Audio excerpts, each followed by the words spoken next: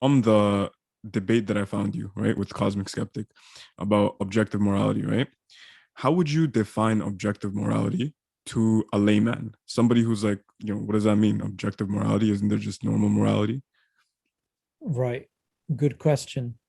Um, so what I would say is by pointing out the opposite.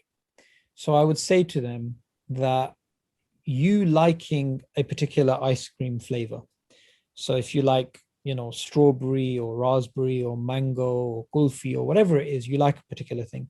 Is that something which is true? Is that something like this is the best flavor? Is that just your opinion? Is that just you know your preference? They'll say no, me liking a particular ice cream flavor is just my preference. Now if someone else turns around and says no, actually I really like vanilla ice cream, somebody else, a judge can't come in between somebody who likes mango ice cream and vanilla ice cream and say he is correct and you are wrong, because these are preferences. There is no right or wrong in preferences. These are just subjective opinions we hold.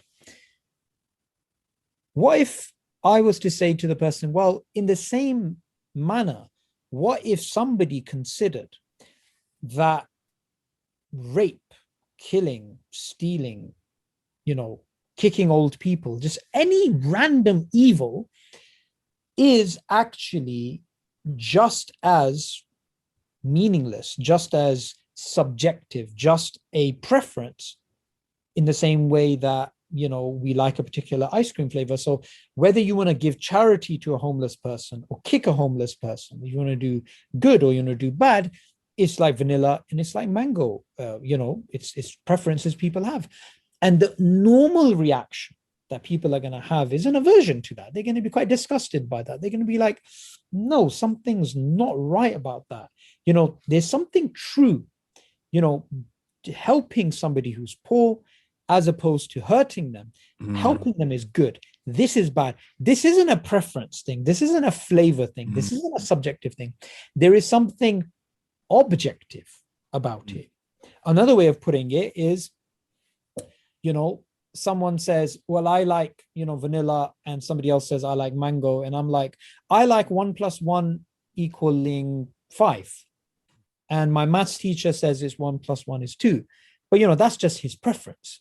Again, someone will say, no, these are two different things.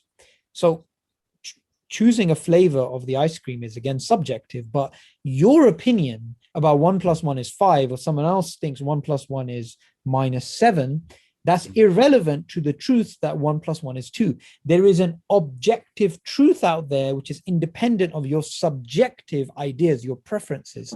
So morality from a atheistic view, from a materialistic view, from the idea that there is no God, is as meaningless and as baseless as someone's preference for a flavor of ice cream. mm, That's pretty disturbing. It's especially disturbing because the loudest people on earth today who point the finger at religious people and say, you are immoral, your religion is immoral, are actually people who are atheists. And they use the morality card probably the most. Although, interestingly enough, the most brutal people in the history of the world have been atheists, like Chairman Mao and Stalin and Lenin and Pol Pot, and all of these despots were atheists. They were people who, even Xi Jinping, the current dictator in China, all of the horrible things he's doing, he's an atheist as well. So even though atheists have been the most cruelest in history, and in terms of pure stats, the amount of people they've killed have, in just the last 100 years, has far outstripped all the people that were killed in all of the religious wars in human history, right? The atheists in 1 century alone have killed more people than all the religious people in human history. Um, Yet they want to point the finger at us by something that they cannot justify. So, the whole discussion started off with Cosmic Skeptic by something very simple. I made a video in which I said human rights is something atheists should not speak about because human rights do not exist, because morality does not exist. It's just a preference. He took that video and he made a response. And then once he made the response, I'm somebody who I don't believe in, and you guys probably noticed this, right? You get these online atheists, right, who make these videos with pictures and animation and good lighting. I mean, look at us, we look possessed, bad lighting and this and that. But you get these people with amazing looking, studios and this and that, and they're talking and they're very scripted. And I've always seen those people crumble when you bring them face to face and you challenge them directly. So that's what my intention was. And that's not my intention with only him, but any atheist, someone who tries to say this or that.